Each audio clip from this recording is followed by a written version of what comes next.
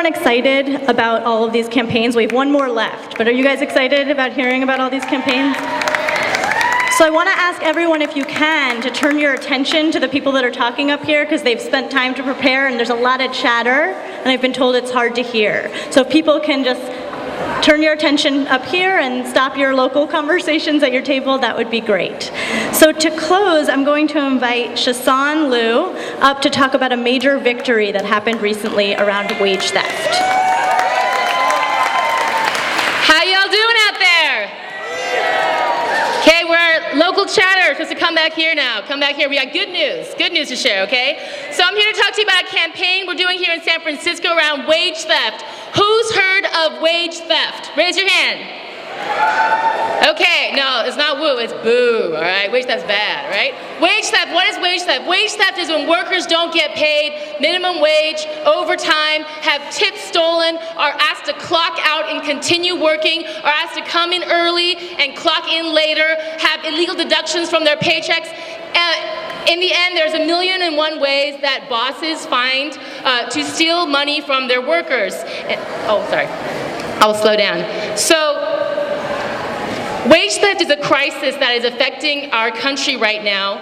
I have an example I want to share from our community of a worker, a home, who worked in a restaurant 10 to 12-hour days, immigrated to this country to raise her 2 children, lives in a garage, and is being paid about $1,200 a month for her work. That is an example of wage theft that's not just happening in the Chinese immigrant community, but we find it happening. I'm sorry, I'll slow down. We find wage theft happening in communities across San Francisco. Caregivers, Filipino caregivers working 24-hour shifts. Day laborers working a day and being dumped off without their pay. Domestic workers, as we've heard of before, and so on and so forth. It's the year 2011. It's the year 2011. Is this better? Sorry, okay. It's the year 2011, so I get excited. It's the year 2011. 100 years ago, in March of 1911, the Triangle Factory fire, right, forced this country to have to establish some basic protections for workers to keep them from being exploited in sweatshop conditions. 100 years later, sweatshop conditions still exist in multiple industries across this country. It is time for us to do something about it, and that is why the Chinese Progressive Association, Filipino Community Center, La Raza Centro Legal, Mujeres Unidas Activas, Power, Coleman Advocates, Poder, Pride at Work, and Young Workers United formed the Progressive Workers Alliance in 2010. Woo-woo! Progressive, okay, I can share. So, Progressive Workers Alliance is doing a lot of different things, and one of the things we're doing is this campaign to end wage theft.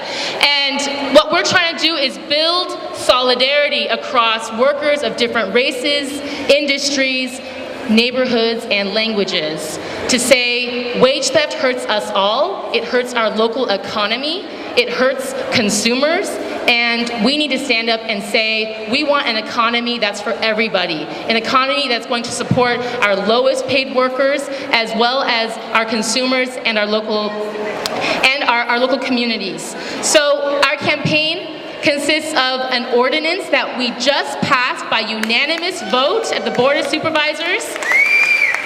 This ordinance will strengthen enforcement, double the penalties when employers try to retaliate against workers who are fighting for their rights, and does a lot of other things.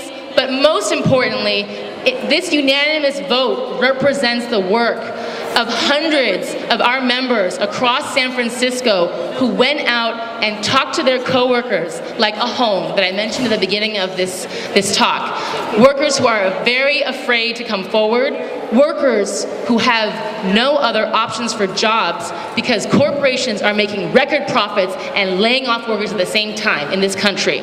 Okay? So the biggest victory is that we built the Progressive Workers Alliance as a force in this city, and we hope a model to say that people can come together to fight for a better community and a more life with dignity for all. And what does this have to do with the Care Congress? We think wage theft campaign and the Care Congress actually are very connected, because the reason wage theft exists is because people don't have access to jobs. And we want to see the Care Congress succeed so that our communities can have good jobs and end wage theft for everyone. Thank you.